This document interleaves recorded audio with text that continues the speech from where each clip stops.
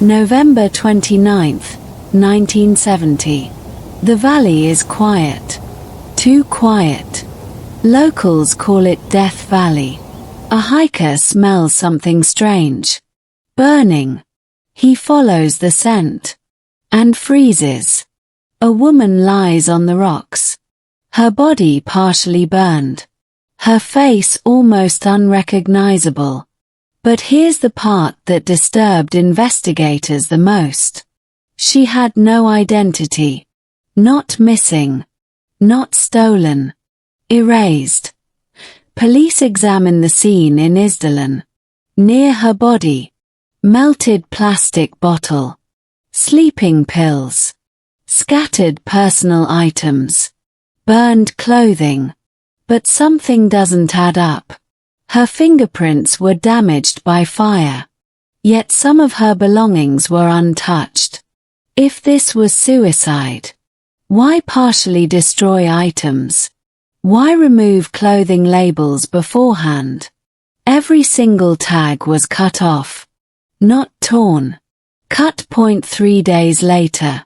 Police trace her to a train station locker in Bergen. Inside, 2 suitcases. And that's when the case explodes. They find multiple wigs, different styles of clothing, foreign currencies, fake passports, notebooks with strange coded entries. Every hotel she stayed at, she used a different name, different nationality, different story. At least 9 separate identities. Think about that. 9 lives. 1 woman. Who changes identities that often, unless they're hiding something. Or someone. Carefully. This wasn't panic. This was preparation. Investigators check her travel patterns. A disturbing pattern appears. She frequently stayed near military bases, naval ports, restricted zones. 1970 equals peak Cold War tension. Norway was strategically critical for NATO. Was she gathering intelligence? Or passing it along? Hotel staff later reported. She asked strange questions about radar systems, about ship movements, about restricted areas. Why would a tourist care about that? Forensic experts examine her teeth. Her dental work was unusually advanced. Complex crowns. Precision modifications.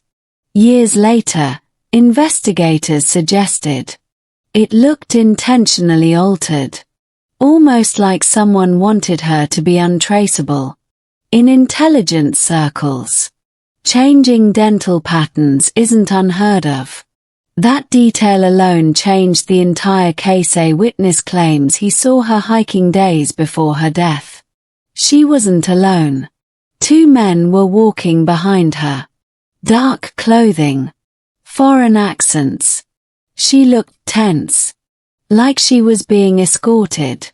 Or followed. Police attempt to identify them. Nothing. No hotel logs. No travel records. They vanish from history. Hotel employees describe her as polite, elegant, but paranoid. She often requested room changes. Closed curtains immediately. Spoke softly. One worker said, she always scanned the room first, like she expected someone to be there. That's not tourist behavior. That's survival. Authorities ruled it a suicide. Case closed. But questions remain. Why travel under 9 identities? Only to end your life in a remote valley. Why destroy labels before death? Why coded notes? Why military interest? Why were certain documents later lost? Lost. Not destroyed. Loss. In 2016. Journalists reopened the case. DNA testing began. New forensic analysis suggested some details from the original investigation didn't fully match. Even today, her true identity remains uncertain. Imagine living a life so hidden that even after death, no one knows who you really were. Was she a spy? A double agent? Running from someone powerful?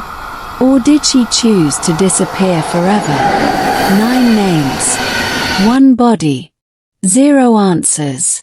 And somewhere in Europe, there may still be someone who knows the truth. But they've stayed silent for 50 years.